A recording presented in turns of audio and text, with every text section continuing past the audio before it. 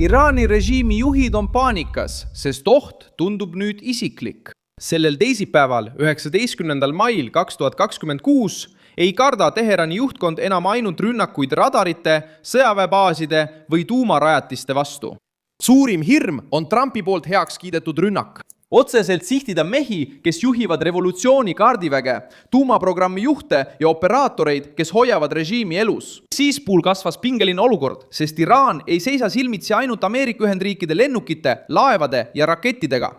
Nad seisavad silmitsi infiltreerumisega, reeturite kahtlustamisega, Ameerika ja Iisraeli luurega ning sisemise kokkuvarisemisega, mis sunnib režiimi vangistama, hukkama ja jälgima omaenda liitlasi.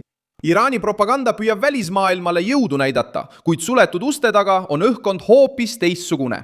Keegi ei tea, kes lekib infot, kes annab edasi asukohti, kes reedab, kes annab suhtlusrutiini edasi. Ja kes võib olla järgmine sihtmärk, kui Donald Trump otsustab muuta surve riiki juhtiva eliidi vastu suunatud juhtkonna kõrvaldamise rünnakuks. Ma räägin sulle sellest kõigest kohe, aga nüüd tahad sa kindlasti olla kanali tellija, et olla jätkuvalt hästi informeeritud. Reaalajas teave, parima ajakirjandusliku kvaliteediga, usaldusväärsuse standardi järgi. Milson Alvese. Pinged kasvasid, sest Trump tegi taas selgeks, et Ameerika Ühendriigid võivad Iraani uuesti rünnata, sealhulgas Teherani, kui kokkulepet ei aktsepteerita. Reuters teatas täna, et Trump ütles, et ta oli vaid tunni kaugusel uue sõjalise tegevuse lubamisest ning et rünnak võib toimuda. Pinged kasvasid, naasid Ühendriikidesse. Pinged kasvasid, naasid. Tuleb selgelt välja öelda, et Ameerika Ühendriigid ründavad Iraani. See mõjutab otseselt Iraani juhtkonda, sest oht ei puuduta kogu režiimi tervikuna. Informatsioon. See saabub pärast kuid kestnud rünnakuid, sisemisi kaotusi ja kasvavat hirmu kampaania ees, mille eesmärk on juhtkonna pea maha võtta. Kõige olulisem uudis praegu ei ole ainult rünnaku oht, vaid paranoia Iraani sees. Reuters teatas 13. mail, et režiim hukkas mehe, keda süüdistati Iisraeli kasuks spioneerimises. Juhtumi avalikustas Iraani enda kohtuasutus, samal ajal kui inimõiguste organisatsioonid seadsid protsessi legitiimsuse kahtluse alla. Teherani jaoks on see hukkamine sisemine sõnum.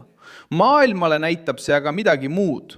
Režiim usub, et nende sekka on imbunud võõrad, usub, et Iisraelil on informaatoreid ja usub, et nende tähtsad isikud võivad langeda siseringist lekkinud teabe tõttu. See hirm ei ole tekkinud praegu. Al Jazeera avaldas märtsis, et juhtkonna kõrvaldamisele suunatud rünnakud tabasid revolutsioonilise kaardiväe juhtkonda ja paljastasid plahvatusohtliku kombinatsiooni. Teherani jaoks tähendab see Ameerika Ühendriikide tehnoloogilist võimekust, Iisraeli tegevust ja Iraani siseturvalisuse sisemist lagunemist. See ongi see punkt, mis haakub otseselt režiimi juhtide paanikaga.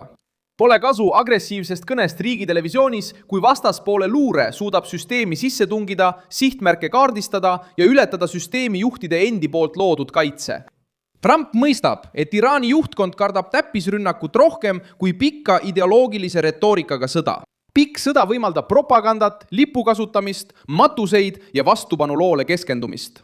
Juhtkonna kõrvaldamisele suunatud rünnak. See võtab režiimilt täpselt selle, mida nad püüavad kaitsta. Juhtimise, otsustusahela, sõjaväejuhid, mehed, kes teavad, kus asuvad relvalaod, teadlased, kes toetavad tuumaprogrammi ja operaatorid, kes juhivad Iraanist väljaspool tegutsevaid relvarühmitusi.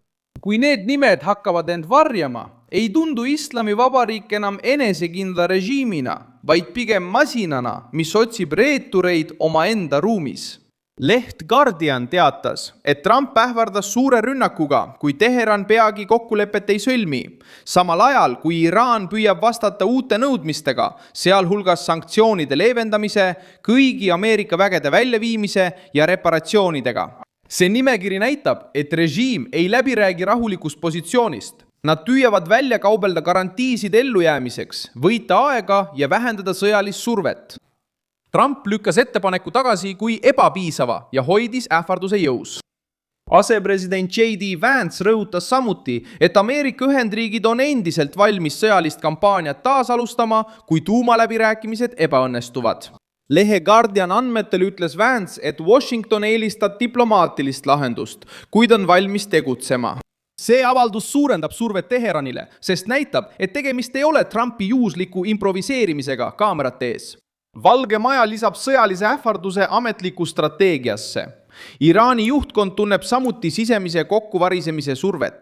Režiim seisab silmitsi kasvava repressiooni, massiliste vahistamiste ja mässuhirmuga, püüdes samal ajal säilitada jõukuvandit.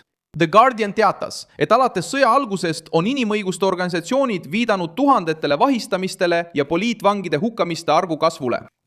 See näitab, et Teheran võitleb korraga kahel rindel, väljas Trumpi, Iisraeli ja piirkondlike liitlaste vastu. Seespool omaenda rahva vastu, spionaažis kahtlustatute vastu ja iga allumatuse märgi vastu. Trumpi strateegia muutub tugevamaks just seetõttu, et tabab režiimi selle nõrgast kohast. Iraan võib endiselt ohustada Pärsia lahe piirkonda, võib endiselt rääkida uutest rindetest, võib endiselt aktiveerida liitlasrühmitusi. Kuid nende juhid teavad, et Ameerika ja Iisraeli luure on juba näidanud võimet tabada tähtsaid isikuid.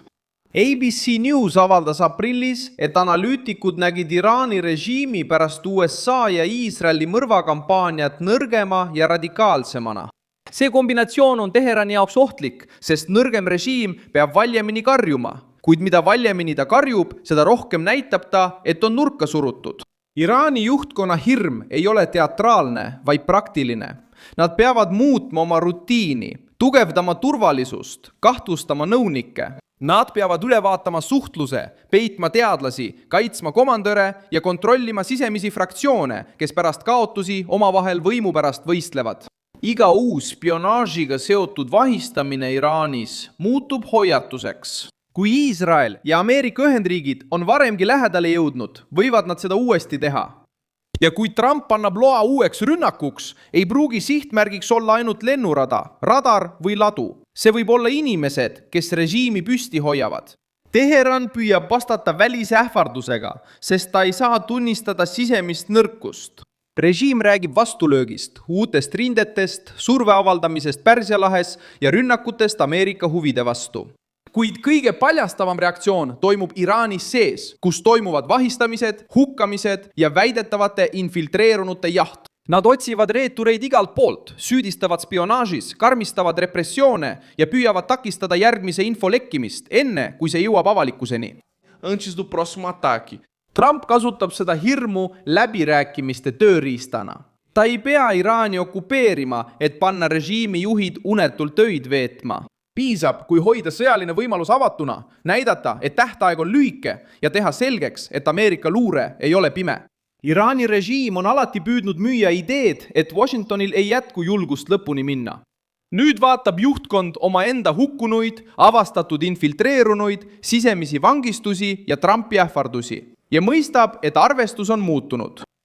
Iga revolutsiooni kaardiväe juht teab, et Trumpi ähvardus ei ole suunatud ainult tuumaprogrammile. See on suunatud nende meeste isiklikule turvalisusele, kes on teinud režiimi kilbiks terrori, piirkondliku väljapressimise ja sisemise repressiooni. See kilp on varemgi läbi murtud ja nüüd, kui Trump taas survet avaldab, teab Teheran, et see võib uuesti juhtuda. Mina olen Milson Alves, rahvusvaheliste suhete asjatundja. Minu eesmärk on hoida sind iga päev tõega kursis. Uudiste lingid on video kirjelduses.